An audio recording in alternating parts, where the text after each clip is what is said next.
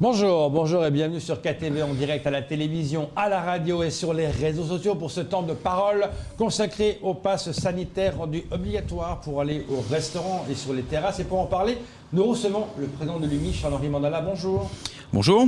Alors, la mise en place est effective à partir de la semaine dernière. Vous le craigniez quand vous étiez venu sur ce plateau la dernière fois, que ce soit également applicable pour les terrasses. C'est le cas. Le point de la situation aujourd'hui avec vous? Alors déjà, la mise en route est effective depuis le 9 juin, effectivement, hein, ça a été confirmé, donc c'était un peu une crainte pour les professionnels. On a eu... 9 août. 9 août, oui, autant pour moi. 9 juin, c'était le cahier de rappel. Ouais, voilà. Autant pour moi. 9 août, effectivement, donc c'était une crainte pour les professionnels avec une mise en route. Donc il y a eu aussi une problématique de communication. Bon, déjà, il n'y a pas de communication en amont sur ce point-là. Très léger en communication, donc les gens sont surpris que ça soit mis en application à Mayotte, puisque nous ne sommes a priori toujours pas en état d'urgence sanitaire. Et il y avait même une communication dans les journaux qui avait été faite, laissant entendre que Mayotte n'étant pas en état d'urgence sanitaire, le pass sanitaire étendu ne verrait pas le jour tout de suite, en tout cas. On en était resté là, quand effectivement on nous annonçait que ce ne serait pas le cas, qu'il serait bien appliqué. Il a fallu mettre en route la machine et bien évidemment on s'est un peu tombé comme ça du toit directement la semaine dernière. Semaine de mise en jambe compliquée, plutôt compliquée. Des déperditions de chiffre d'affaires chiffrées selon les établissements de 30 à 50% quand même. Des problématiques parfois relativement isolées quand même, hein. Ça c'est quand même plutôt la crainte qui était principale était celle-ci, mais des refus soit de présenter le pass, soit quelques petits conflits à l'entrée des établissements. Bon, il faut bien que la clientèle soit consciente que c'est pas de notre fait hein, s'il y a la mise en place du pass sanitaire, hein, c'est une demande de l'État. Hein. C'est pour ça que j'ai mis derrière vous un panneau de client qui est en métropole qui dit « Chers clients, nous subissons comme vous cette mesure ». C'est vraiment ça, vous subissez cette mesure? Ben c'est ça, ça fait quand même depuis 1 an et demi que nous subissons des restrictions hein, dans les CHRD, les cafés, hôtels, restaurants, discothèques. Ça n'a de cesse de continuer. Un coup, on nous débloque, on nous restreint. La réglementation est très compliquée parce qu'au-delà de l'aspect travail à proprement parler, donc réception des clients, se pose aussi un problème d'organisation pour le gérant d'entreprise, un problème d'engagement pénal possible, d'amende, voire de peine de prison. Se pose aussi un problème vis-à-vis de ses salariés, parce que ça aussi, il faut quand même qu'on en parle, avec l'obligation du pass sanitaire pour tous nos salariés au 30 août. Hein. Donc c'est quand même un vrai problème. Hein. Ils ont enlevé le fait de renvoyer les personnes, mais cela étant, qu'allez-vous faire si un de vos employés dit « j'ai pas envie », un très bon employé qui bosse très très bien, un très bon cuistot par exemple, qui dit « moi j'ai pas envie parce que c'est ma liberté », vous êtes, vous, dans l'obligation de le suspendre? Est-ce que vous allez jusque-là ou est-ce que vous direz « je ferme les yeux, allez continuer à bosser » ? Alors, ce qui se passe, c'est que le pass sanitaire, on a toujours tendance à le réduire déjà au vaccin. Alors, c'est pas déjà que le vaccin, puisque ça peut être aussi le test PCR antigénique, voire un certificat de rétablissement si on a obtenu, enfin, si on a eu le Covid, voire aussi un papier du médecin disant qu'on ne peut être vacciné parce qu'on est allergique ou tel problème de santé. Voilà, donc c'est plusieurs hypothèses possibles. Maintenant, la problématique... Il parle du vaccin, parce qu'Emmanuel Macron dit, pas le pass sanitaire, il dit pour les personnels dont, par exemple, vous employez, qu'il faut qu'ils aillent se faire vacciner. On ne parle plus de test PCR. On est bien d'accord que là-dessus, tout le monde sera d'accord. Je pense qu'il n'y aura pas d'hésitation possible. La volonté de la mise en place du pass sanitaire, c'est pour mettre un coup de boost sur la vaccination. Hein. Clairement, c'est mettre une chape de plomb sur des activités, c'est restreindre certaines libertés pour engager les gens, s'ils veulent retrouver la vie d'avant, à aller se faire vacciner. Bien. Moi, il ne m'appartient pas en tant que gérant d'entreprise d'aller juger ni mes clients, encore moins mes salariés. D'accord ? Je pense qu'on est encore en démocratie, donc effectivement, les gens sont libres de faire leur choix. En tout cas, je le vois comme ça. Je suis moi-même vacciné, c'est un choix que j'estime libre et éclairé, comme on le dit. Voilà, c'est un choix personnel, mais je ne m'autorise pas à aller juger ou obliger ou faire du prosélytisme. Vous êtes forcé de mettre à pied vos personnels. Alors la problématique, elle est surtout sur ce sujet-là, c'est qu'effectivement, de prime abord, on veut tous sortir de cette pandémie, ça c'est une évidence. Donc ça c'est clair, tous autant qu'on est, aussi bien gérant d'entreprise que client, salarié, tout le monde. Bon, il y a un choix qui est fait de politique sanitaire, il est ce qu'il est, nous on s'y conforme le mieux qu'on peut. Là, effectivement, se pose une vraie problématique pour nos salariés d'être obligés de les mettre en suspension de contrat de travail au 30 août, 31 août, si tant est qu'ils ne justifient pas d'un pass sanitaire le lendemain à la reprise de leur travail. Donc ça suggère une suspension du contrat de travail sans indemnisation, sans être rémunéré, sans pouvoir avoir non plus d'aide à côté, et donc d'être simplement à la maison, à ne rien toucher. Et l'employeur va se retrouver avec un salarié qui manque. Alors, une entreprise, a priori, travaille avec ses salariés. Sans ses salariés, c'est compliqué. Donc, il faudra bien évidemment pallier à la suspension du contrat en prendre un autre. Voilà, par un autre salarié. Mais sur quelle base? Un CDD? Sur quelle durée? Si votre salarié, qui est pour l'instant en suspension de contrat de travail, décide finalement de faire le nécessaire pour se conformer à la réglementation, il réintègre son emploi.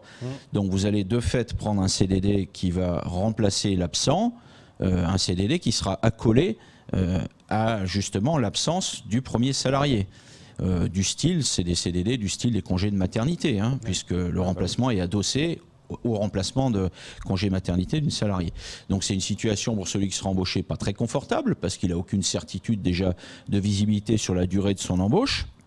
Et ça pose aussi un vrai problème dont on a posé la question, parce que, vous le savez comme moi, on ne peut pas poser n'importe quelle question à un entretien d'embauche. On ne peut pas non plus demander dans une annonce je voudrais plutôt un serveur qu'une serveuse, ou etc. Ça s'appelle de la discrimination. D'accord ?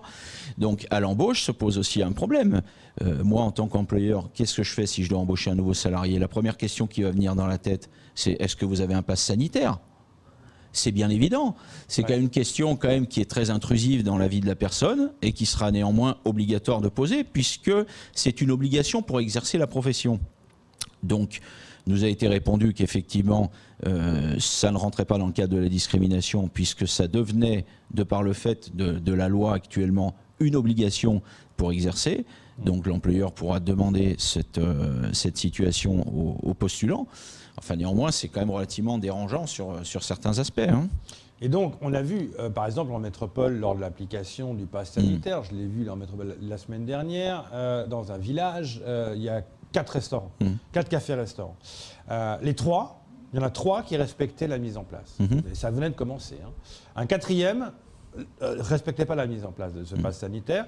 La 4e terrasse était pleine à craquer. Et les 3 autres, quasiment vides. Le problème a déjà commencé. Oui, on est parfaitement d'accord. Vous acceptez les conditions, vous risquez de perdre des clients. Oui. Et ceux qui n'acceptent pas ont des clients, mais risquent des amendes. Mais comment ça va se passer? Est-ce que tout le monde va pouvoir respecter tout ça? Est-ce qu'on peut contrôler toutes les terrasses? Alors, on a prêché au niveau du syndicat pour extraire les terrasses, puisque déjà, on a quand même dit depuis longue date qu'en extérieur, il y avait peu, voire pas de risque. D'accord, donc il nous semblait, en plus vu le faible taux d'incidence ici, on aurait espéré que les terrasses soient extraites du processus, qui aurait quand même allégé. Après se pose quand même un problème effectivement d'organisation et de chiffre d'affaires. Bon, alors partons sur le chiffre d'affaires. Effectivement, ceux qui l'appliquent, je dis bien, ont des perditions. Les chiffres sont remontés la semaine dernière sur la première semaine de 30 à 50% de chiffre d'affaires. C'est déjà énorme. C'est énorme, oui. Plus la contrainte de la mise en place. Alors vous avez des établissements, par exemple, moi je veux dire que je suis plutôt bien loti, j'ai qu'une entrée, donc j'ai une entrée à filtrer, enfin même s'il faut qu'on en parle, parce que ça évidemment, pendant que je fais ça, je fais pas autre chose. Donc là aussi, les faucons, il y a qu'à, il y a juste à sortir un portable, ça prend 2 secondes. Ça c'est facile quand on le fait pas, c'est facile quand on n'est pas dans le métier. Quand on est dans le métier, c'est un peu plus compliqué. Donc ça engage déjà une responsabilité, puisque pèse sur la tête de l'entreprise des hypothèses d'amende, voire de fermeture administrative, d'accord? Donc bien évidemment, le gérant engage sa responsabilité, donc de préférence, il a soit un responsable qui s'occupe de ça, soit lui-même. Quoi qu'il en soit, c'est une personne qui va être occupée à faire cette tâche-là et qui fera plus qu'elle faisait avant. Donc ça pose déjà un problème de temps de travail.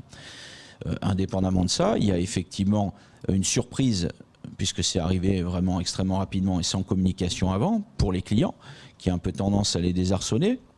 La majorité ne sont pas nécessairement réfractaires et sont plutôt dans l'empathie. Ça, quand même, c'est quand même plutôt agréable. J'avais peur de sentir plus de heurts ou de refus, mais ils sont quand même plutôt dans l'empathie.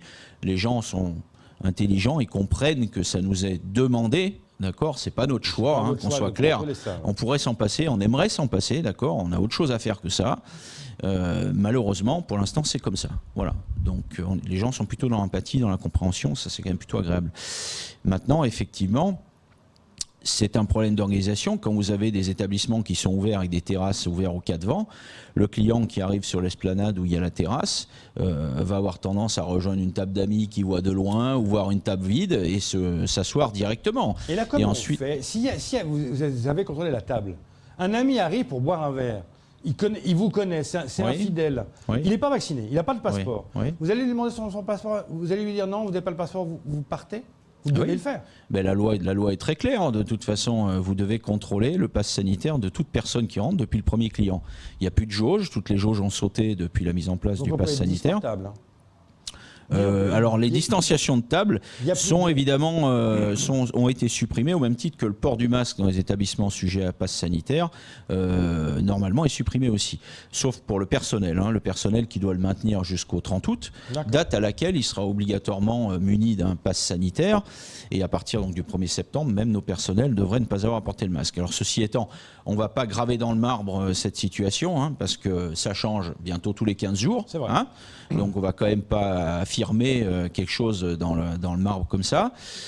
Aujourd'hui, c'est ce qui devrait être le cas. Ceci étant, ça dépend effectivement, et on voit bien les variables qu'il y a en métropole.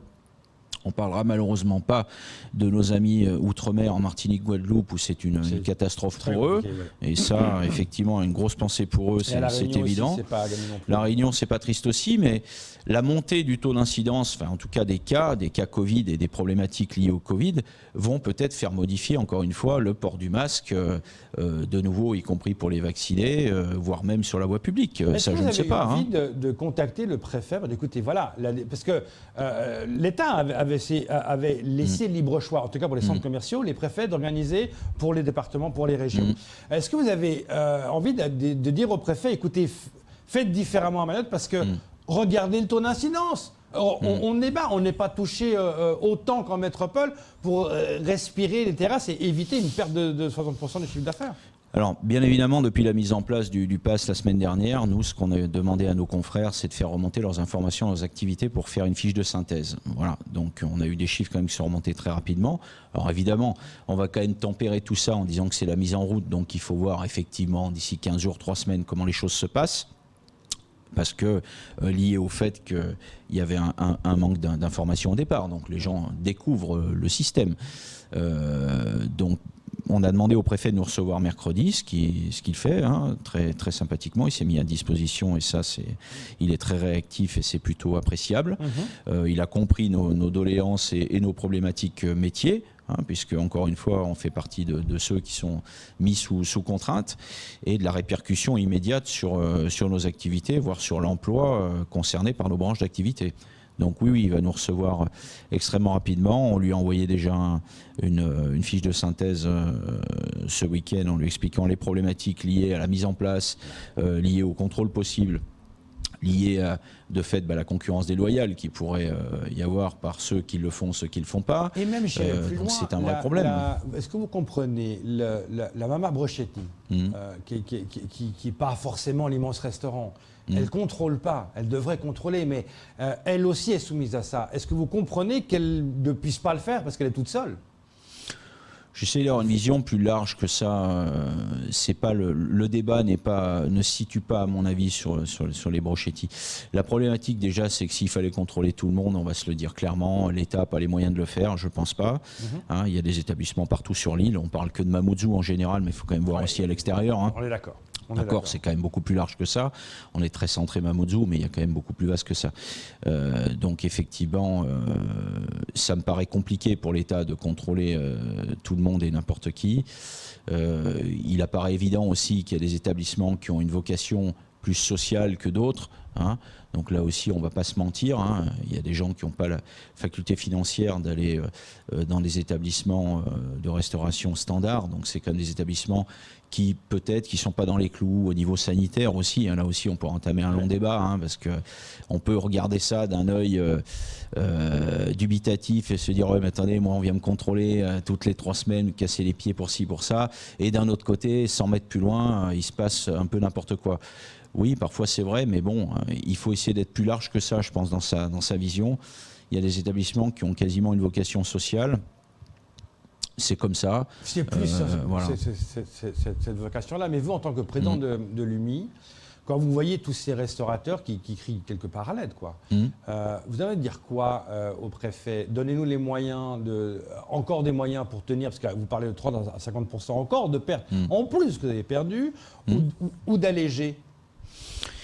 Mais l'idée, c'est de lui expliquer qu'il y a de la bonne volonté chez les professionnels qui essayent de mettre en place le pass sanitaire. Il y a une réglementation qui est en place, il faut la suivre. C'est pareil au niveau du code de la route, il y a un code de la route, il faut le respecter, c'est comme ça. Un peu trop sévère pour voilà. Là, c'est clair que c'est un peu de mal à passer parce que c'est quand même un empilement de strates de problèmes qui se sont posés depuis 1 an et demi. À un moment, on se demande quand même quand est-ce qu'on va nous laisser tranquille parce que les CHRD, a priori en métropole, les restaurants étaient fermés plus de 6 mois, le Covid s'est pas arrêté. Bon, donc certains n'ont pas rouvert. On a perdu des confrères sur le chemin, c'est clair. Vous parlez de la moitié. Oui, c'est à peu près 40% de la profession qui est en grand danger, très grand danger, et plus des gens qui ont déjà fermé. Il y a eu des reconversions, il y a eu des arrêts, des gens qui ont jeté l'éponge avant de couler. Vous aviez envie de jeter l'éponge? Parce que quand on a tout ça dans la tête, on reprend des restrictions sur restrictions sur restrictions, on va dire à un moment donné, c'est bon, j'arrête, je vais faire autre chose. Réellement, oui. Je suis fatigué. Mais je suis pas tout seul. On est excédé, fatigué, usé.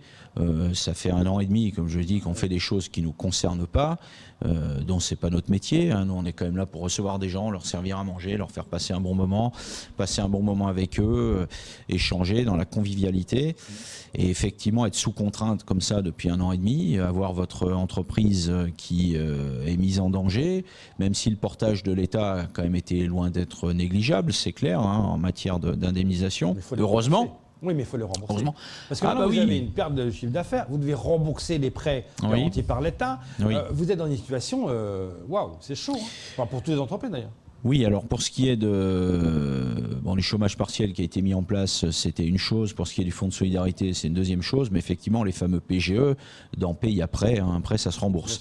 Donc effectivement, il y a eu un recul.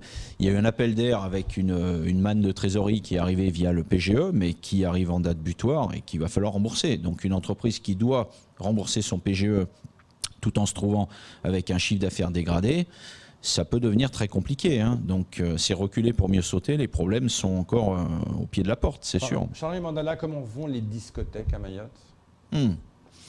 Là aussi, situation compliquée. Ils sont sous passe sanitaire comme nous, d'accord. Beaucoup encore n'ont pas fait le choix de réouvrir.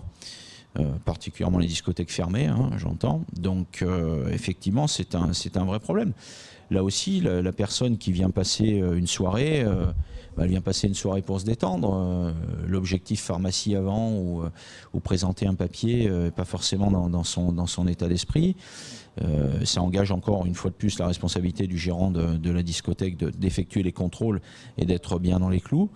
Tout ça, c'est pas simple. C'est pas nos métiers. C'est pas anodin de demander à quelqu'un de décliner. Alors, heureusement qu'on nous a retiré l'obligation de vérification de carte d'identité, parce que là, c'était quand même le pompon. Là, il y a un autre problème. C'est qu'on doit montrer le pass sanitaire, chez vous. Mais je peux prendre le pass sanitaire d'un copain. Oui, c'est le cas. On ne se connaît pas. Je vous montre le pass. C'est bon, passé. C'est pas moi. Oui. Et je suis passé. Donc, il y a un vrai problème. Oui, il y a un problème. Mais alors là, le problème, je vais le botter en touche directe, c'est pas la responsabilité du chef d'entreprise de restauration ou de discothèque. Voilà. Si vous me présentez un faux pass sanitaire, c'est pas mon problème. Vous, maintenant, c'est de contrôler. C'est pas à moi d'effectuer les contrôles d'identité. Il y a quand même un moment à peut-être arrêter quand même, ça suffit. Donc, c'est pas de notre faute. C'est le consommateur. S'il venait à présenter un document qui lui appartient pas, il serait répréhensible. C'est une fraude, d'accord. Mais en tout cas, c'est pas du ressort du chef d'entreprise. Et heureusement, parce que sinon, on aurait quand même encore d'autres difficultés supplémentaires. Si vous ne contrôlez pas le pass sanitaire, à partir d'aujourd'hui, les amendes vont tomber. Ils ont dit la semaine dernière c'était une tolérance. Oui. Vous risquez combien? Vous risquez quoi? Alors, il y a alors, il peut y avoir déjà une mise en demeure, une explication avec une demande de mise en conformité sous 24 heures. Après, il peut y avoir une semaine de fermeture administrative. Ça peut terminer par 9 000 € d'amende et 1 an d'emprisonnement. Donc ce qui est... Non, ça plaisante pas. Donc ça met quand quand même une certaine pression sur les entreprises. Donc effectivement, tout le monde est méfiant. C'est pas une situation confortable. On prend pas ça à la légère. Tout ce qu'on espère, c'est que ça durera le minimum possible. Hein, c'est certains surtout disent, ça. les restaurateurs se plaignent justement de cette imposition de passe sanitaire, et d'autres disent, bah oui, mais c'est où ça ou fermé, vous quand même rester ouvert. Oui, alors là, on peut être partagé, ou ça, ou fermé. Je vois pas pourquoi je serais fermé à un certain moment. Il y a d'autres activités qui tournent. On peut voir les métros bondés, on peut voir tout un tas de choses qui légitimement nous interrogent, quoi, hein. Quand moi, dans mon restaurant, je commence à distancer les tables, à respecter, mettre le gel, le masque, etc., à faire attention qu'il n'y ait pas trop d'allées et venues, que nos personnels sont masqués. Bon, je pense qu'on prend des précautions que dans d'autres endroits, il n'y a pas. Pour information, les restos routiers, par exemple, ont été écartés du système du pass sanitaire. C'était un gros débat. Voilà. Charles-Henri, donc le prochain point, c'est avec le préfet? Oui, avec le préfet. mercredi. Ouais. Mercredi, un moment important pour vous. Vous espérez beaucoup de cette réunion, j'imagine, qu'il y ait des allégements pour vous? Bah, en tout cas, on va faire des échanges avec lui pour lui expliquer nos problématiques de mise en place. Oui. Bon courage. Merci beaucoup d'être venu ce matin et on suivra ça de très près, évidemment. Plaisir. C'est tout pour ce temps de parole. Tout de suite, la suite de vos programmes.